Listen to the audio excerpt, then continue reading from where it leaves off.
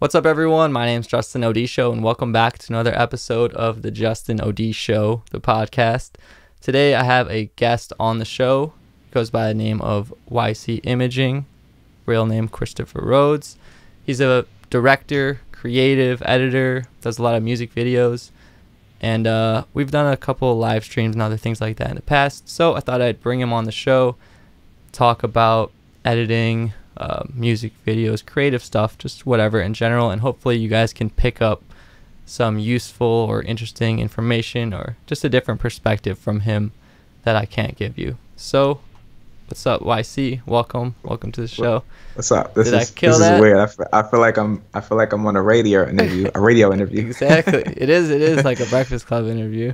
Yeah. That was one take. Can you affirm to the people that was a one take shot right there? Yeah, that was a one take. I thought it was dope too because I actually got to watch you do it live. Yeah. You hear it all the time in the video. That's how I do the tutorials too. Yeah. Usually it's not one take. Yeah. And I don't have a script written down. That's the skill right there. People don't understand. What does the YC stand for? The YC and YCImaging. My name's Chris. So when I was younger, people would always call me Young Chris. I knew it. Yeah, so I had to form that into my name. I actually hate YCImaging. Really? I hate the name. I hate why. It's just something that stuck. So I feel like you could always switch it. Like on your Instagram, it says Christopher Rhodes. Yeah. Which is a cool name. You know, Rhodes is like an instrument too, right? Yeah. I think it would be dope if I used my first and last name, but YC is just, something that sticks. It sticks. I saw someone comment that when I was scrolling through stuff. They're like, what does YC stand for? So I was like, You know what? He's right. I didn't know about that. But, so you heard me introduce you, editor, director, all that. Did I mess it up? What would you describe yourself as? It's weird. I'm in a weird space now, where people call me a YouTuber now, and I think that's so odd. But it's like, you gotta accept the titles you receive now. But essentially, I'm a music video director. I shoot music videos, but I do YouTube as well. So it's weird. I don't know. I call myself a creative director. I don't know what that means. I think it just sounds better. Yeah, I get that too. Where I am a YouTuber technically. Like we're both. You know what I mean? But like, I don't like people always say, so you make a living doing as a YouTuber? I'm like, well, I'm not exactly like a YouTuber like that. It's just a big part of driving what I'm doing, Yeah, for sure. And that's the way I look at it too. It's just a way to, get your stuff in front of people's eyes. But that's what I initially started YouTube for, but it's crafted itself into something totally different than that. And that's what I was going to ask you first is, before even YouTube, like, how did you get started doing anything creative, picking up a camera or picking up any of these softwares to edit? Like, take us back to that. It's weird. I never had an interest in doing any type of film or doing anything with the camera. My lifelong dream at one point in time was to be a graphic designer. So I was into graphics real heavy back in MySpace. I used to design layouts and do all that craziness back in the days. But my brother, he's a musician. Older brother, younger brother? Yeah, my older brother. Older brother. He's a musician. So while I was doing the cutouts and the mixtape covers and all of that other stuff for other musicians, I needed a camera to take the photos for the covers. So I got a T2i. And of course, the T2i had, very good video capabilities at the time. And, my brother's a musician. We just went out and we shot a music video one day. And I don't know, it just intrigued me. I like the whole editing process. It just got me involved in, trying to learn different things. And it fit right in the alleyway of graphic design. Yeah. So yeah, I saw on your older Facebook page, or maybe you haven't posted on it in a while, but like the older stuff on there is like logos and designs and stuff. Yeah, so I wanted to be a graphic designer, man. I love Photoshop. I love, doing mixtape covers and logo branding and company, all of that. But like, how old were you when you started doing all that stuff? When I started doing graphics, I was probably 14. I was 14. Yeah. Because I'm reading this book now. I don't know if it came from the book, but like it talks about the 10,000 hour rule. I'm sure you've heard that rule, right? I've never heard Really? that. It says No, it, never. it says that, like, in order for anyone to become a master at something, or even to become, like, you can't become a master until you put 10,000 hours into something, and it takes about 10 years to put 10,000 hours of practice into something. Man, that's crazy. Because I've never consistently done something for 10 straight years, so I guess I wouldn't know. But you're like on that pathway now, though, right? Yeah, I'm definitely on the pathway now for that, for sure. But aside from that tangent, I feel like that's how a lot of people start. I started in Photoshop too, but really I just wanted to create stuff, you know? Yeah. But does your brother still do music or no? My brother, he's in a weird space now too. He does still do music, but he has also he's went from music to photography to now doing vlogs and. Oh really? He does vlogs too? Yeah, he does vlogs to in studio performances for artists. So what's his channel? His channel is Chytist, Chytist. It's a weird. I don't even know what it means. I don't even know how that happened. But we have to get him on the next episode. That's cool though. Like that you have another creative person in the family. Like you guys could vlog together because vlogging is uncomfortable. But if you're both doing it. Yeah. And my brother, he's a computer geek as well. Like he was the guy who was figuring out a lot of things for me. Like back in the day when I started to do graphics, I would see other things and I could never figure them out. And he was just really good at researching things. I remember he found out the concept of using a PNG image one time, and that just blew my mind. Like, you know, you would see like transparent, right? Yeah, the transparent background. Like he figured that out. So that was he's always been ahead of everything. Not even just with graphic designs, pretty much anything on the internet. Like he's figured out a way to get verified on every single social media platform, and he's just a whiz, man. He does the internet. Yeah, I feel like I'm the same way. I have an older brother, and a lot of the stuff that I got into was because he got into it first. Maybe because they're just older, but like he got into it first, and then I was like, oh, I'm gonna use Photoshop too. But then the habits that he kind of abandoned, I just kept going with much longer. Yeah, definitely. That's cool. Yes.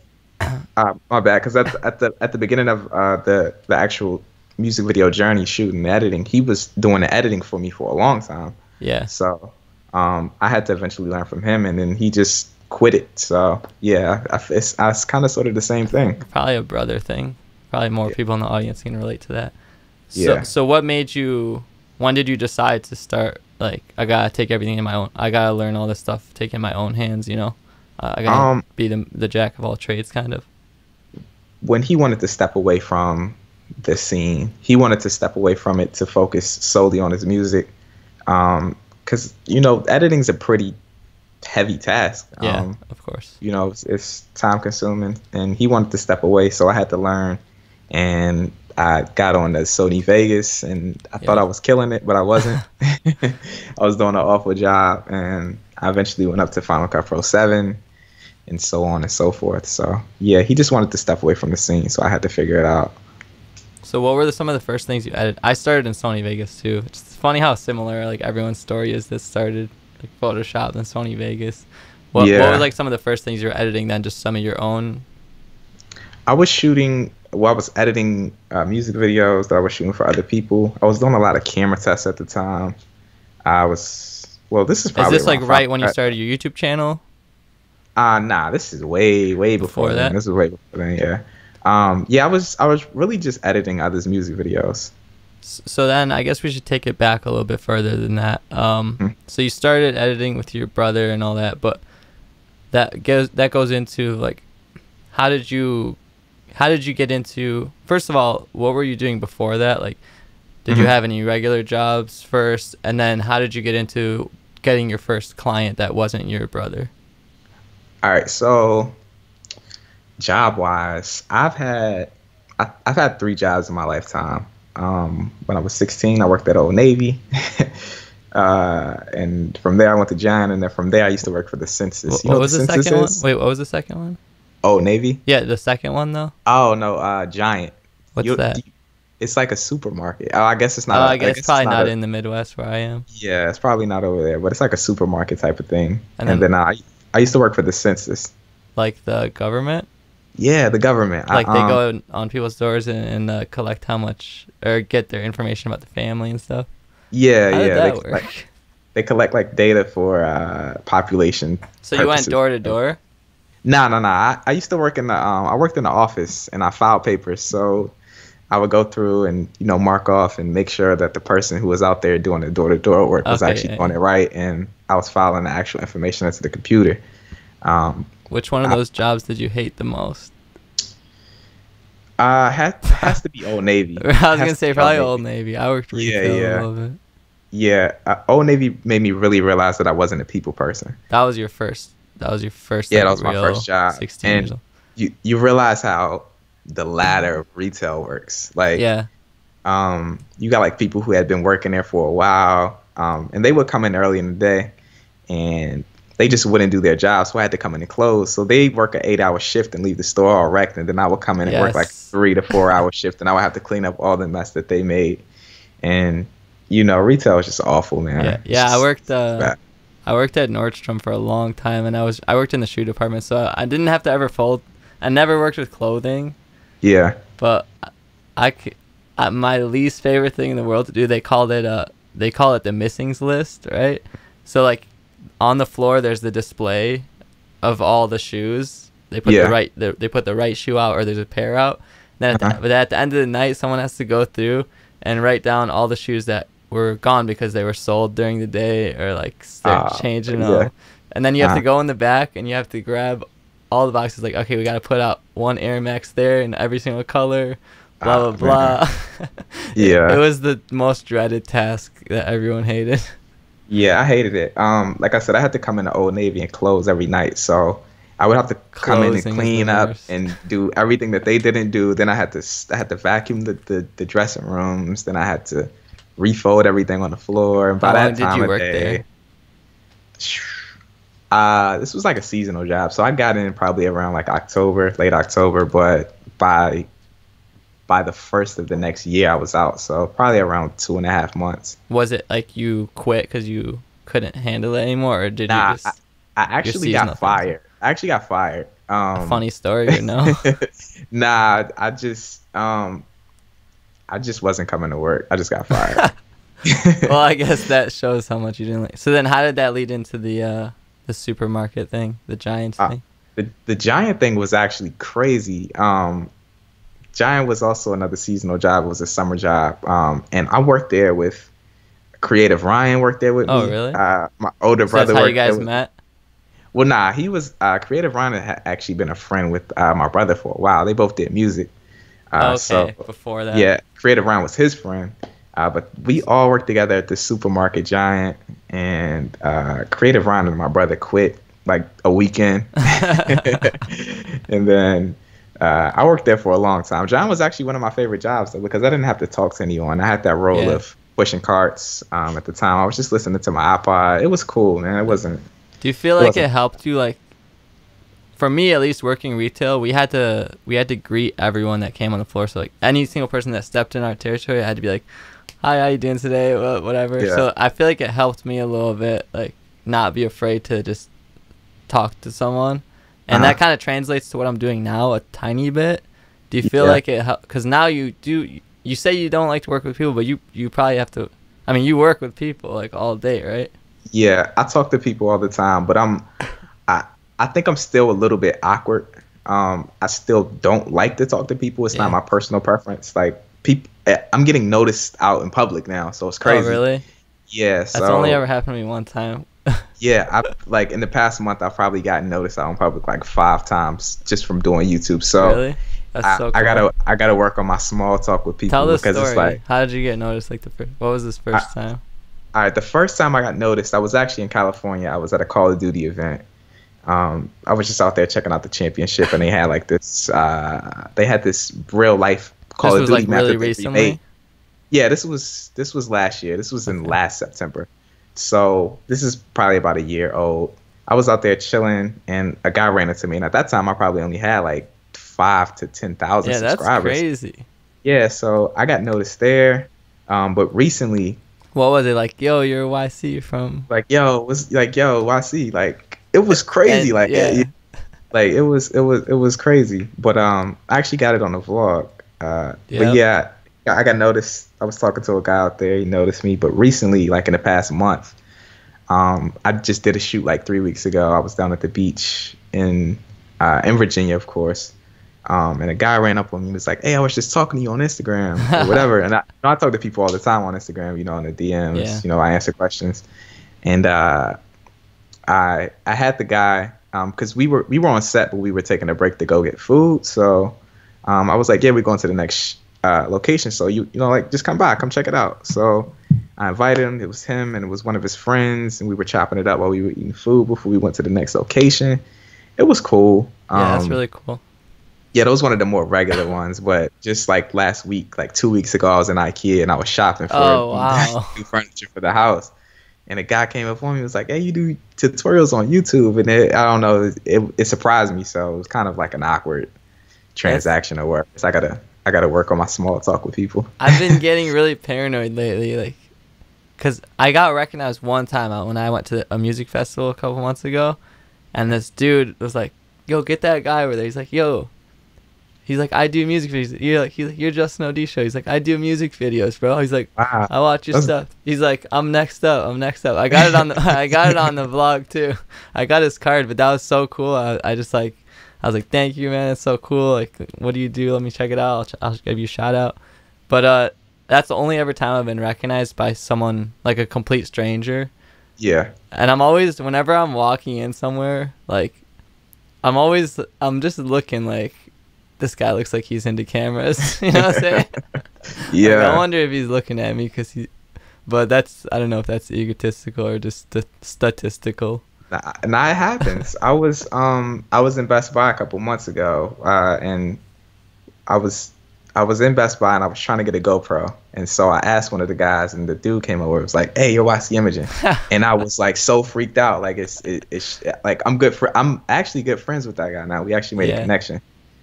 We chill and everything, but it was crazy. Like, Do you get paranoid or are you still not really? I don't know. Do you start walking into Best Buy now? If you're in the camera section, you start looking around like, I think this guy might watch me. It's awkward, man. It's awkward. It's like like the incident that I had at the beach, where I was talking to the guy. I was talking to him, and we were. I put all my gear in my car and then I went to go eat with them, but it made me paranoid because it's like, yo, these people know me and I got all this stuff on me, just like, I get where you're coming from. Yeah, you get worried, so I had to pick up all my gear and take it with me just because, you want to give people the benefit of the doubt, but you got to, realize at the same time, these people, you don't know these people. Yeah. So. Yeah, that's another, I get what you're coming from, like getting paranoid about just having all your stuff out there online, being public with everything, Yeah, so it's crazy, man. It's crazy, and it's only gonna get crazier. Hopefully, crazy. I still hasn't, like, I can still walk around like a completely normal person. So be careful what I wish for. But it is cool though how you're saying like you became friends with that dude, and there's a lot of people through this that just from them messaging me or that from my content that I've actually would consider like a pretty cool friend or like someone I know, or like. Same thing with like me and you, like I would have never met you if it wasn't for the similar type of content. And like if you're ever out somewhere traveling, there's a chance that you might know somebody and like you got someone to show you around or something like that, you know what I'm saying? Yeah. I went to Miami and shot a video and I linked up with a guy out there and I didn't have a rental. Yeah. So I linked up with him and he was taking me everywhere. I'm like, man, I met this dude met me off of YouTube. You know what I mean? So like the type of connections and stuff that you can make with people it's nuts. Yeah, that's one of the main things that I enjoy out of it is just it's because like nobody around your hometown might be interested in the same things as you are. Yeah. But you could find people all over the world who are interested in exactly what you are. Yeah, it's crazy, man. It's crazy. So this goes back to that you were working at Giants still, right? Yeah, I was and working at all Giant. Your brother and Creative Brian were all there, and they quit, but you stayed there. Yeah, they quit. I stayed. I had an infatuation with shoes at the time, so I had to fuel my fashion. You should have hit me up. I could have got you the discount. Yeah, you worked at a shoe store, right? In the shoe department. I was the guy. Oh yeah. Yeah, so I had a shoot up session that I had to fuel. So I worked at Giant for as long as possible. I probably worked there for over a year. And then I took a break. I was doing graphic designs heavy, so I was making a little money there. I was doing covers, doing a lot of Like covers, a album lot of covers. flyers. Yeah. Yeah. And then I went to work for the census. The census came about. It's crazy. My mom told me to go apply there because that's something that she does Yeah. every time it's available. It's like a seasonal type of job as Yeah. well. So I worked there, and the census was cool. I didn't have to talk to anybody. I just Yeah, sat it at the seems desk. a lot different than the other two. Yeah, so I worked there. But that was the last job that I worked. I probably worked there for like 4 months, and it paid good. I mean, it's crazy what you think is good money when you Yeah. actually work a Yeah, job. yeah. I But, mean, yeah, my first job was minimum wage, and yeah. I think about it now, like why would I ever trade an hour of my time for that?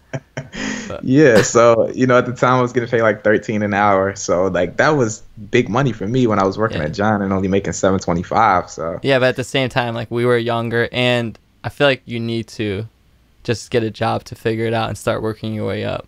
yeah, for So, sure. what was that build up moment where you said I'm working for myself, or like how did it lead up to like quitting everything else and going full time into yourself? Well, it really happened on a mandatory basis because, like I said, the census is only seasonal. You can only do it for a certain amount of time unless you're one of the higher heads in the actual business. So, I couldn't work there anymore. Like I said, I was already making a little bit of money doing graphic design, so I was Yeah. fine. I was good. Where were you You know, getting I, clients? Like you didn't have you didn't have a YouTube channel yet, right? Or did you? Yeah, no, I did actually. I didn't have a YouTube channel. I was really networking clients off of Twitter. I had kept a lot of clients from MySpace. I was doing all the local club fires around my city. I was doing a lot of those. Yeah. And just local businesses in my city as well. I was doing pamphlets for them. I was doing rebranding logos. So, I had worked up. I had a pretty steady clientele. So Yeah. I was good doing graphic designs at the time. Yeah, it gets to the point where people are probably just messaging you like, "Yo, you did this for so and so. I Yeah, do this. Can you do this for me?" yeah. So it was a lot of that. And also I said my brother was a musician, so he had Knew a lot of musician people. friends Yeah. who needed stuff, and I would design all his stuff, and all his fans would see it and want stuff from me as well. So Yeah. it was I a feel like work. there's always that one person in your city. Like for anyone that's listening, like get in touch with like a local musician or a local DJ or something. When I was doing more client stuff, I remember I had gotten in touch with this DJ, and this DJ knew everybody. So he's like, "You do my stuff for free, and I'll get you all these other people." And he did. He hooked me up with like every single person because he knew. Yeah. But there's always that networking might start off slow, but there's always that one person that knows everybody eventually. Yeah, that's how it happens. It's always a slow process, but it eventually gets to a point where you have to start turning down, projects. Yeah. So you were building up a little bit of a clientele or a little bit of a demand for yourself, and then the census seasonal thing was coming to an end just because the time was running out on it. So when did you have the idea like, okay, after this ends I need to go get another job, or how did that happen? Like what was that moment where you just said I'm just doing me? It honestly, I quit a little bit before the census was over, just because I was over it. I was over going to work at 8 a.m. and I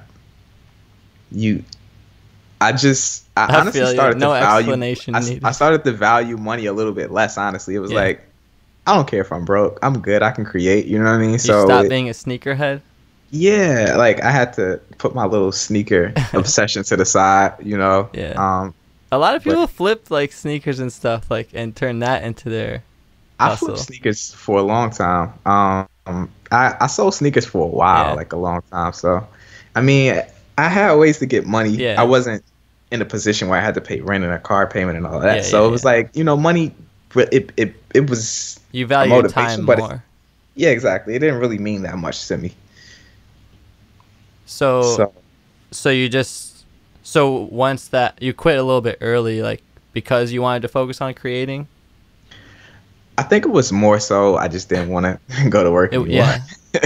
So then probably when you were, that probably allowed you the free time to start exploring different creative paths. So when did it switch over from doing all these posters and clients to really focusing on music videos, you'd say?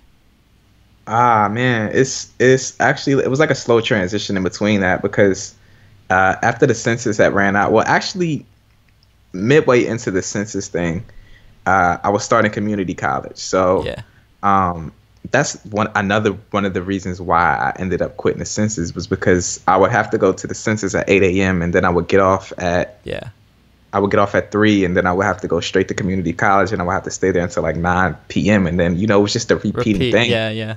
So I was doing school for a little bit, which I loved. I actually liked to do school a lot. I was just doing general studies in school, and I got a refund check from school. And with the refund check, I went and I purchased the camera because I wanted to do the graphic designs, and I had to take better pictures.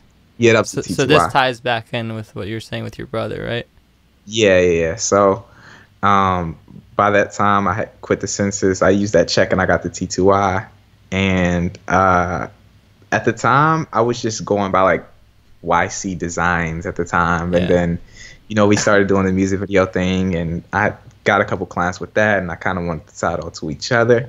So I had to stray away from designs. I was thinking about words. I thought about YC Innovations, which is so stupid to think about now. It's not. No, that could be like a technology company. Yeah, exactly. It sounds like a technology company. So I thought about a word that would tie in graphic designs and photography and videos, and imaging was like the only word that I've seen it somewhere, like in reference to, like you said. I feel like I've seen it for printers and stuff, like imaging companies. It's a real word. Yeah, it's like one of the only words that could tie all that into each other. So I got the T2i, and at that time I was just doing a lot of learning. I was on YouTube. YouTube was at a weird state. It wasn't at a weird state. This was like what, 2012? Yeah, this was probably like 2011, 2012. Yeah. So I had a T2i, and I was just trying to learn, and it wasn't a lot on YouTube at the time. I was watching Jacob Owens at the time. I was watching Newman Films. I was watching Final Cut King. What else was on YouTube? Is that the guy who does like the magic tricks? Yeah. You know him. Final Cut King. Yeah, he's big on Instagram now. Yeah, Final Cut King. I watched a freaking commercial with him in it the other day, and I was like, wow. Yeah. It's crazy. His Instagram page is really, really big with that like magic stuff. Yeah, I was watching that. I was watching. What was he doing? Like tutorials or? Nah, he was doing the same type of stuff. He was doing the crazy illusions and the tricks and stuff. Just like I was watching. Yeah, definitely. Freddie Wong was on YouTube at the time. Yeah, I remember all those like Wong Fu Productions. Yeah, and man. Stuff. Yeah, Rocket Jump and. Yes, Rocket Jump. I remember all those back in but I came in it with like looking at a different community. I was still more into like the Photoshop, and there was a whole design community. There was some people doing Photoshop tutorials, but I don't know who was doing like camera and photography tutorials at the time. Yeah, so I was trying to learn, man. I was just trying to learn as much as possible. And so, when would you say you got on your feet a little bit more? Like you slowly transitioned into picking up more clients. When did you decide? Was it just that the music videos were coming, there was more demand for them, or there's like it was funner for you, or it was better money wise, or what? Because you got the camera, then you switched over to like being more into video, right? Well, I was doing graphic design still for a long time. I actually just not recently, but I was doing graphics also for a really long time, and I actually really enjoy doing graphic designs. It's like a different realm from video editing. You can listen to whatever you want to listen to. You don't have to hear the song over and over. You can play music while you're editing. That's with photography too. It's fun. Yeah, you can get in your own, vibe. Like I love doing graphics, but when you're doing graphics, you run into really annoying clients. Yes, revisions. Really annoying clients, man. Really revisions, and really bad suggestions for designs. So Flyers, especially. yeah, man. And then you end up doing stuff you don't want to do. I mean, I Yeah. guess it's the same aspect with the video editing, but at least it pays more, you know? Yeah. So I don't know. It became a point where it was like I can't do both. Time was just wouldn't allow me to do them both. So you probably started, picking up more of a focus and making more of a name in your area for music videos slowly. This is more of a question maybe that doesn't relate to your journey, but something looking back that maybe the audience can get some advice from. You've worked with tons of clients now, right? Yeah. Like what are some things that you've only just started learning right now? Like some of the most valuable things that you've learned about working with clients over the past years that you wish you could have figured out when you got by like the first video? I think for a long time, I would let the client run what we were doing for a long time. I think if you start out and you put your foot down and, give the direction and let them know that you're actually the director of the project, it's a lot more beneficial. And I think, what else about clients, man? Yeah, I saw you post that on Instagram, like about how clients always want to change the result, but they should trust. And I feel the same way. Yeah, it's like people don't trust the vision. They don't trust the process. You go to a barber shop, you're going to let your barber cut your hair, you're going to let a mechanic fix your car. It's not a field that you're experiencing. You don't really know anything about it. So I feel like more than anybody else in this world, artists and musicians are some of the most they don't trust the process. They just don't trust the process. So I think those are some of the worst clients to work with. Yeah.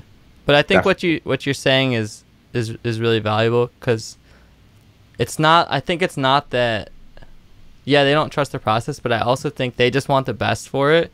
But what you're saying is it took you a long time to figure out, to understand that it was okay for you to kind of take control and just comfort the client and let them know that you have the best interest in mind as well, and to trust the process, right? Definitely. Like, how did you, because at first you probably thought it wasn't okay to do that because you didn't have experience. How did you go about, like, how do you ease them? How do you communicate to them, not in a rude way? It's weird. I don't run into it as much anymore. But I think if you come into the project with a game plan, then it'll leave less room for the client to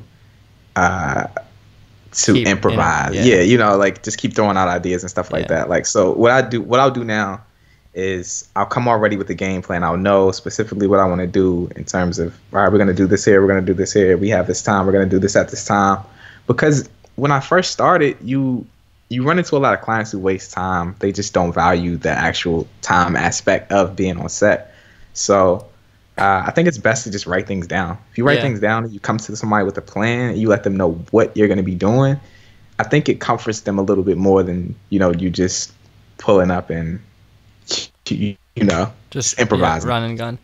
Well, I was talking to another editor about that, and they were saying that nowadays the style is so run and gun. Like, everyone doesn't have time to do anything. Everyone has to, like, just let's shoot the music video right now, put it out tonight, put it out tomorrow. And it's hard for them, they said, to come up with some really unique and creative scripts that they want to take it to the next level with, because everything just ends up being run and gun. I think it's like that as well. I want to distance myself from it, but it's relevant. It just is what it is. If you find yourself in the lane, particularly rap or trap rap, that just is what it is. You're gonna do a lot of that type of stuff. So, I mean, it's as sucky as it sounds. A lot of stuff is run and gun. A lot of people want to operate as fast as possible. They don't really care about the quality of the visual. They just want something to show somebody. Yeah. So, where do you want to take it with your music videos? Because it is not to, like, downplay speed is a big factor in nowadays on social media, like how fast you can do stuff. As fast as possible, as best as possible. Like, but where do you want to take, like, what do you want your influence on the music video space in general to be? Because you are in it and you have the power to kind of at least add your take into it. Like, where do you want to take it? Like, away from run and gun or what? I don't not like run and gun. I just do it so often that I've lost appreciation for it. So I want to get to a space where I'm doing more scripted work. I'm doing more narrative work. I'm doing more work that is, I don't know, higher value. Yeah. Really. Like, I just want to do higher value lasting work. Yeah, definitely. I think it's become who can do the most and best effects. Yeah. You know? It's becoming less and less about cinematography every day. Now, that's like a good point that you brought up, because me and you, and I don't know what direction you're going, but I for sure put up a lot of effect tutorials, and I'm sure you've put up effect tutorials as well. It seems like there's a demand for it. Yeah. But what I actually have a preference for, I think that just the videos just with the straight cinematography and just a cut whatever, no effects, just good lighting and good cinematography is the best kind of video to watch. You know what I'm saying? Yeah. I strive for my videos to be projects that don't need effects. Yeah. Or if you're doing an effect, I like to see the effects being done on set. Whether that be you shining a light into the lens, like or a strobe, put something over the lens, or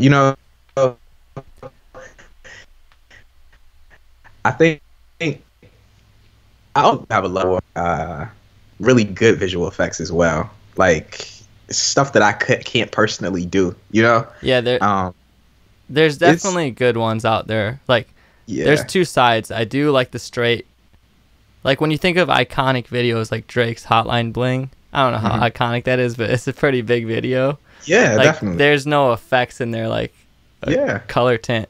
But at the same time, there's some really cool videos coming out now, like Brothers' style of directing and like all the ASAP visuals and some of those where I think it's well done. It's well done. Yeah. But then you have that middle ground where it's just like the same like flickers and bumps and stuff where it's, I think that, yeah, I'm guilty definitely of adding way too many effects for my personal liking, as well as producing effect tutorials. It's a demand, as you said. It's just something that you have to do to fuel what you're trying to do on YouTube. So I don't know, I'm definitely guilty. Like I said, I want my cinematography to eventually get to a space where I don't even need to add any effects. Yeah.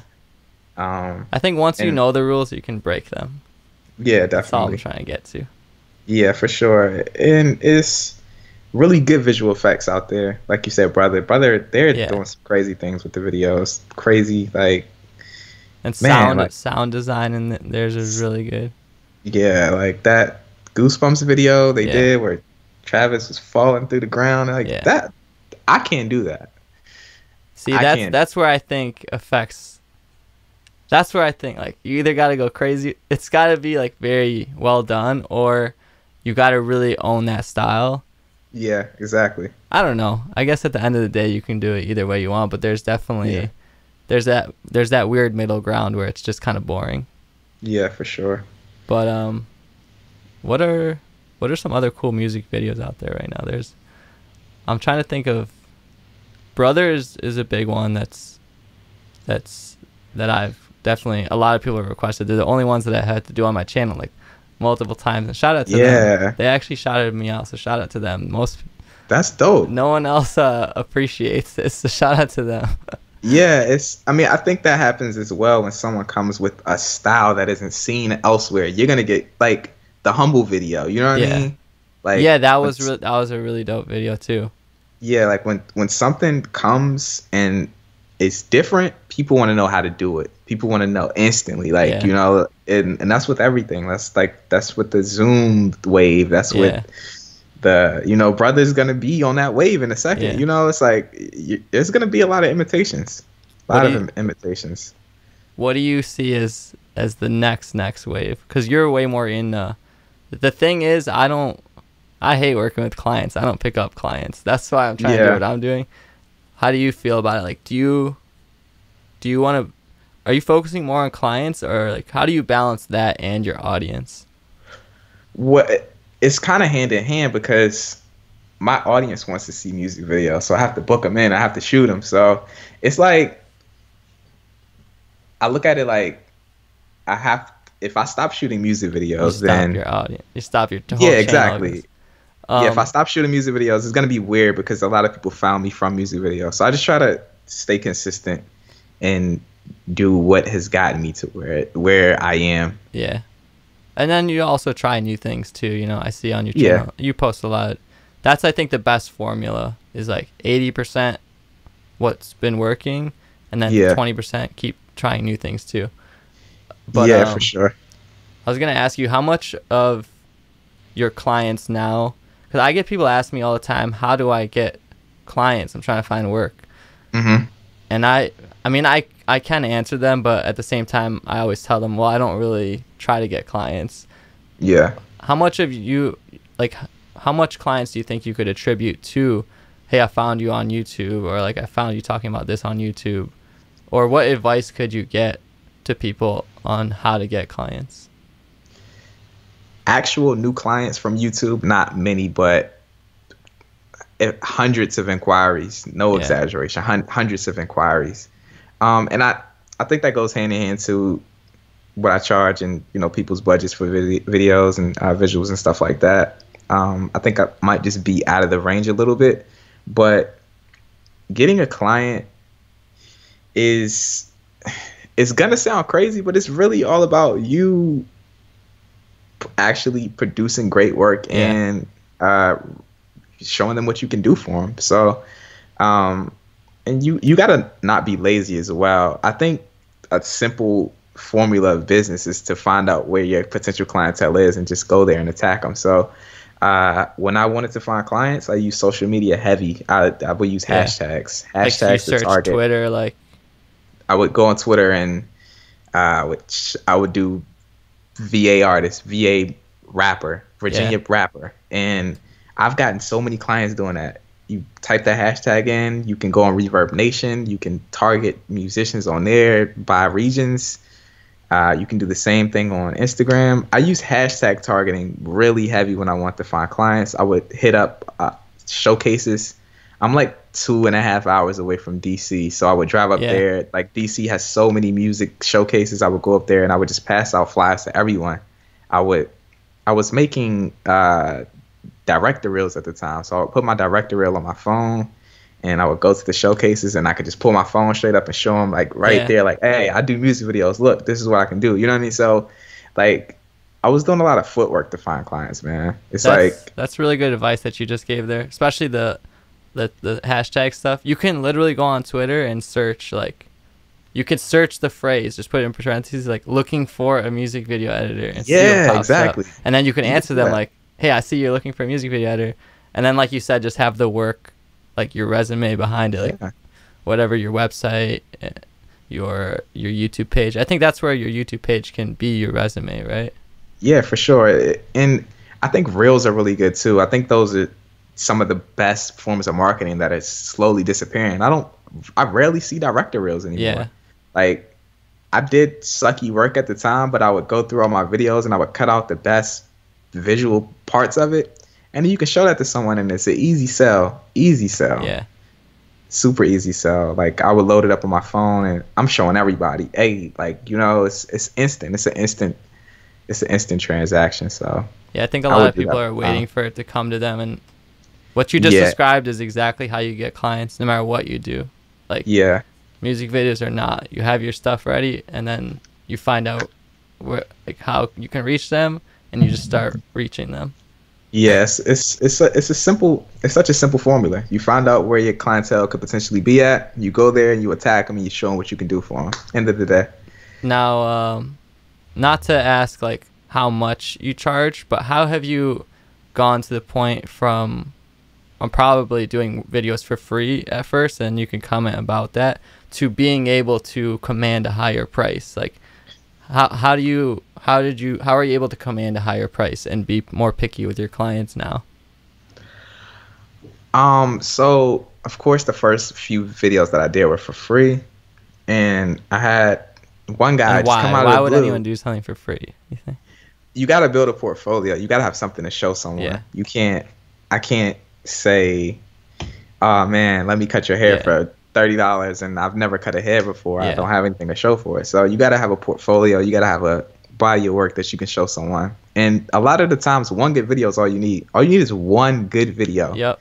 One decent video. So the thing about doing free work, you got to do something you want to do. You got to do something that is going to propel you. You would do it for free even if you weren't getting paid. Yeah, exactly. You got to actually kill the free video. So focus on that. Focus on creating something that's good and you can show it to people.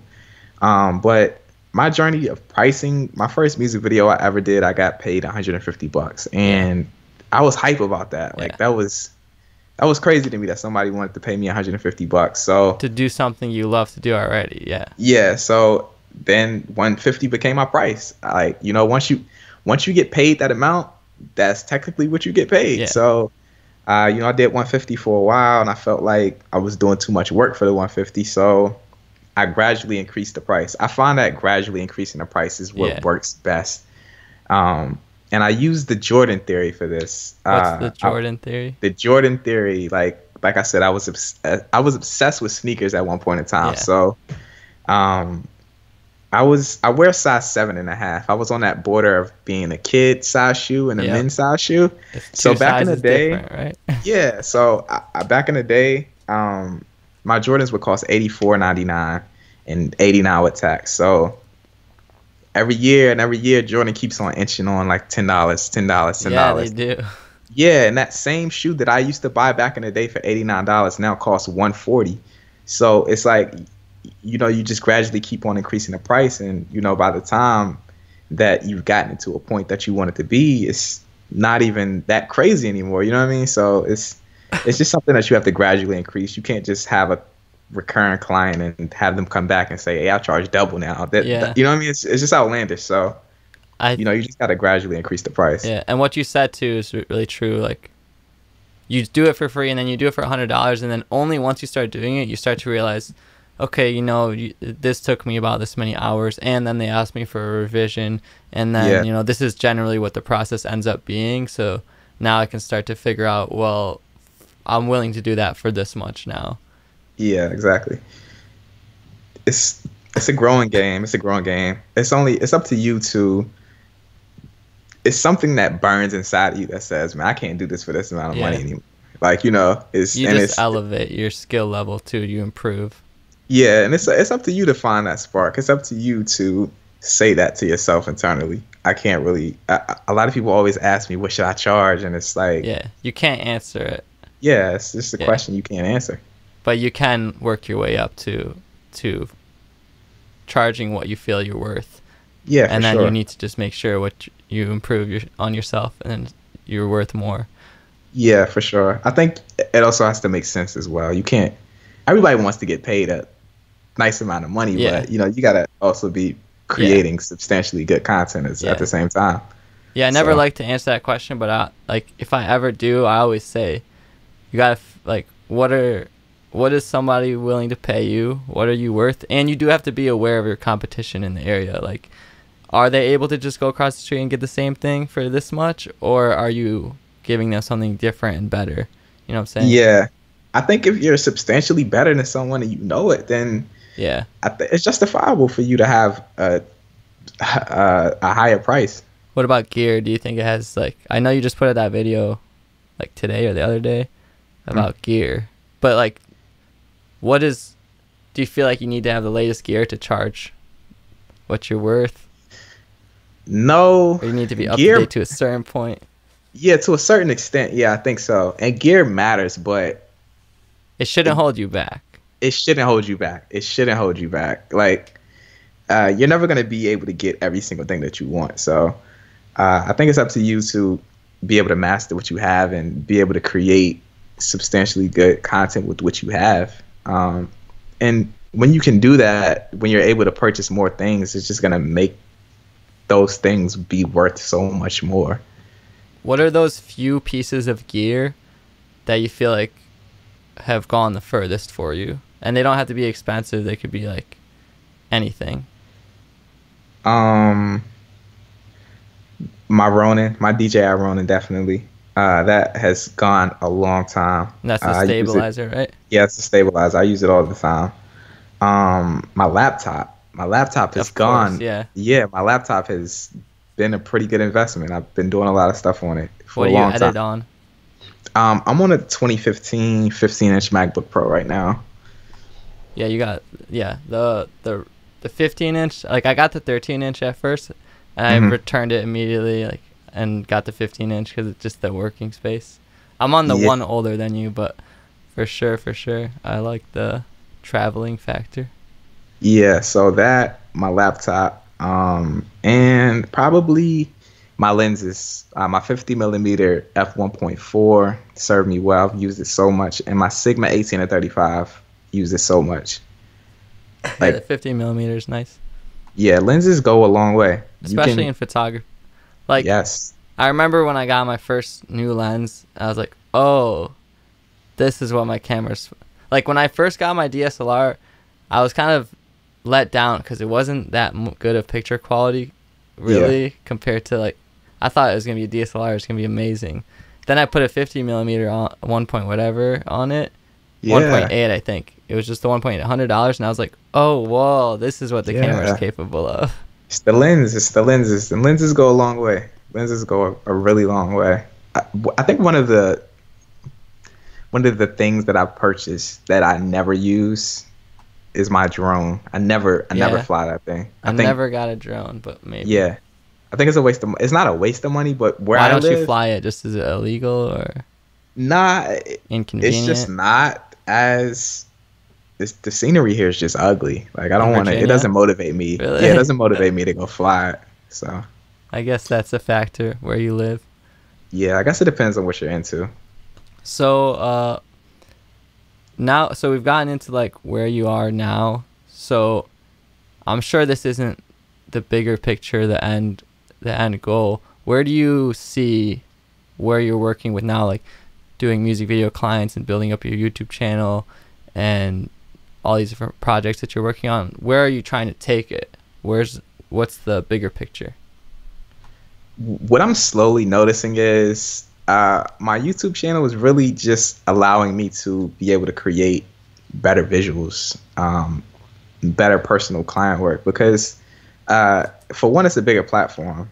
It's a bigger platform for people to see the stuff that I'm creating, but it's also a revenue stream, a significant one right now. So what do you mean it's allowing you, like, monetarily or? Monetarily, if that's a word. Also socially, and like, it's bringing you the opportunity to pick better clients? Or you're learning, or? Kinda. I mean, I'm learning it, but it's like everyone who creates music videos or does client work, their end goal is to shoot for major artists. Yeah. But I mean, the only real reason that someone would want to shoot for a major artist is because of the audience. So I kind of have one. So, you know, it's like, I don't know. It's like, I get what you're saying.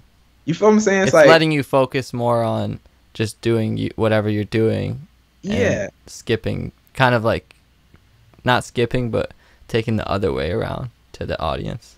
Yeah, exactly. That's exactly what I'm saying. A lot of people, they depend on an artist's fan base to provide an audience for people to look at the visual, and I don't have to do that. So, you know, it just leaves you space to actually focus on the visual itself. So you're just, so basically you're continuing to just build up because it's allowing you to just focus more on what you're already doing with more freedom and more passion, kind of, and more return as well. Yeah, exactly. It's like, I don't have to do projects that I don't want to do, because it's a point in your career where you have to do things that you don't want to do because you need the money. Yeah. So, you know, I make money in other ways, YouTube, affiliate marketing, etc. so I can just focus on the things that I want to do. So what are the things that you think that you're gonna? What are like the ultimate things that you want to do the most eventually? Just continue with music videos, or maybe you're just figuring it out. You don't have to have an answer. Yeah, I'm kind of figuring it out, but you're there. You're already kind of doing it, and you're just going about it. Yeah, I've been appreciating narrative work and scripts and TV shows and movies a lot more lately. Like Netflix. I read that Netflix is going to be spending like, I don't know how many $1 billion on original content next year. I believe it. They have some of the best. It's like, I haven't had a chance to check out YouTube Red. I feel like they were kind of just got it actually. The same thing. I just tried it out. It's cool. What do you think about it? I like the fact that the major thing I use is that when you're playing a video, you can press the home button and minimize it and still have the video playing. So if I'm at the gym, like I can listen to music better. But I don't really watch the original series. I got it because when I was doing my podcast with Tutvid, he said something about how he got it because it's not a big price to pay to support the system. And I got it for research purposes, kind of, because I'm a YouTube creator. So it's important to me to like kind of understand what this thing is, I guess. YouTube is weird. It's in a weird space. Have you gotten any videos flagged for being not suitable, or how's that working out for you? This is the thing. I see everybody like complaining about it. I have not personally, but at the same time, you're putting up these music videos on your channel that might have explicit content, right? Mm-hmm. And I think that's the only stuff that's getting flagged, right? Like your vlogs and tutorials are not getting flagged, right? I haven't got flagged for anything.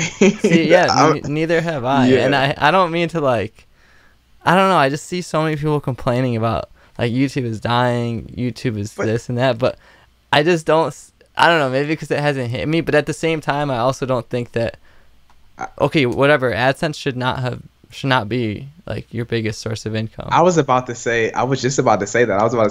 I don't make any money off AdSense. I mean, I'm sure you make a substantial amount of money. I do a little bit, but it's like still I'm working towards it's not my number one source of revenue, and I'm working, and like if it went away, I would have to like kind of pick up the hustle in some other areas.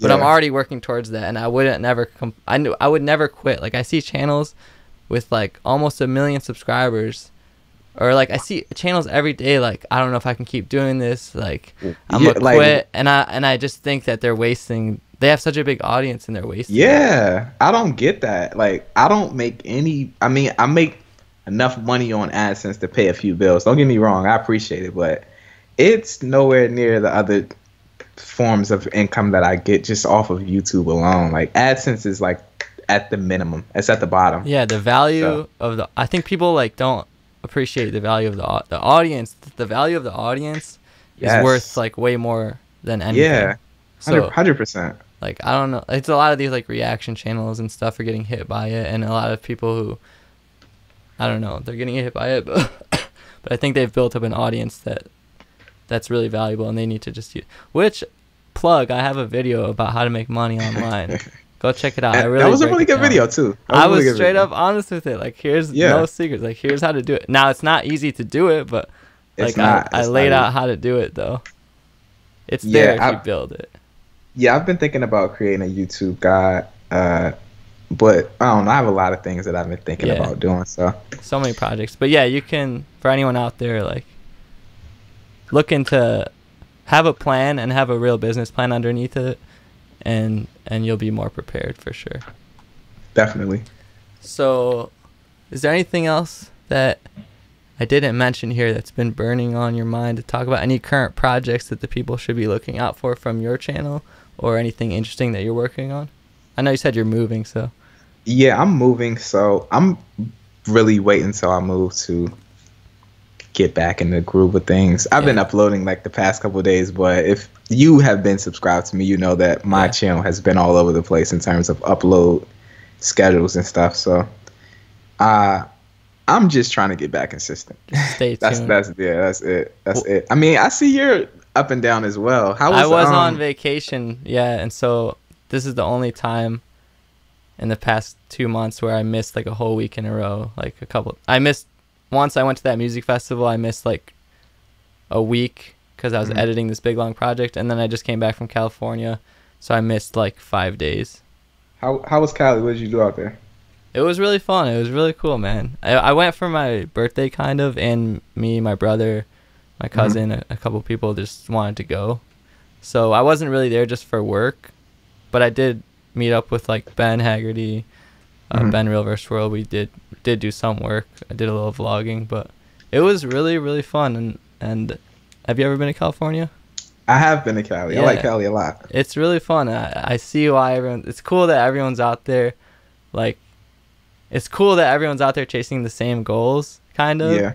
And that you're right at the source of it, where it kind of puts your mind in a different space where you want to go get it. And you're so close to all these other awesome people. Yeah. Cali is amazing, man. I went out there. Like I said, I went out there last year. That was the last time I went. I went to the Call of Duty event, but I don't know, man. Something about the weather and the vibes there is just it, man. I can't even explain it. It is. It's like, anyone listening, go to California and pursue your dreams. Definitely. Who knows? That's why I see why everyone moves to LA. I also see how you can get super jaded. Yeah. Like, I could easily see it, but I don't know. We stayed in this Airbnb, and the lady who was renting it out was like, I don't know if she was like a super Buddhist or something, but she was like really into yoga and Zen.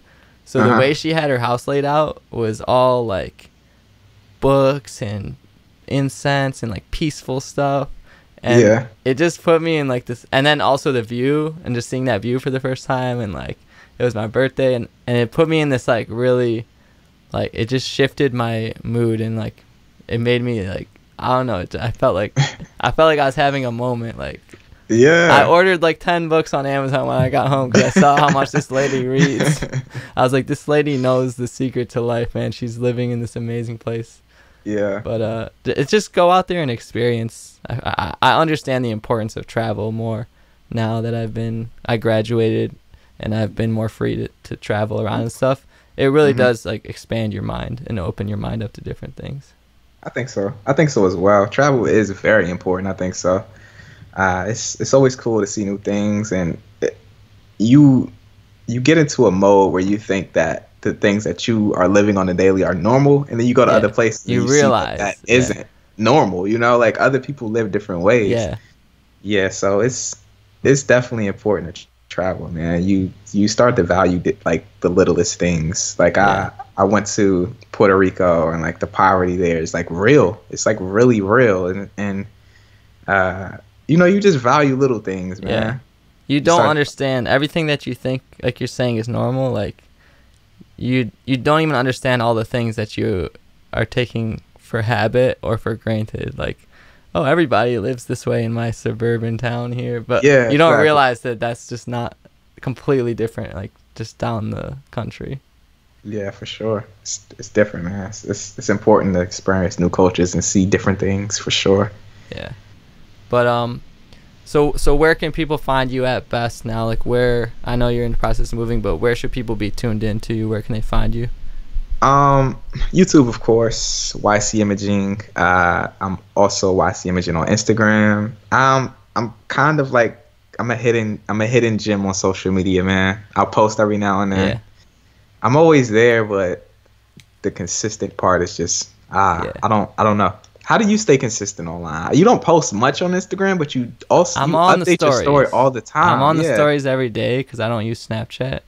Yeah. But I don't know. I don't post so many pictures. I don't know, man. We're all one person. We gotta juggle it. But yeah. So like, what is the mind state behind you consistently posting to this? Like, because to the story, I want to, but I just can't ever remember to do it. I just enjoy posting to the story. I don't know. I don't know. I just enjoy it. I just always have something to post to the story. But at the same time, it's hard for me to post pictures because I feel like I don't have anyone to take pictures of me because I'm me and I don't have a clone. You know what I'm saying? Yeah. I feel you. I want to get more into posting stories, but I just can't ever remember to pick my phone out. Something you're doing. Like right now, I could post a story right now. I'm going to post a story.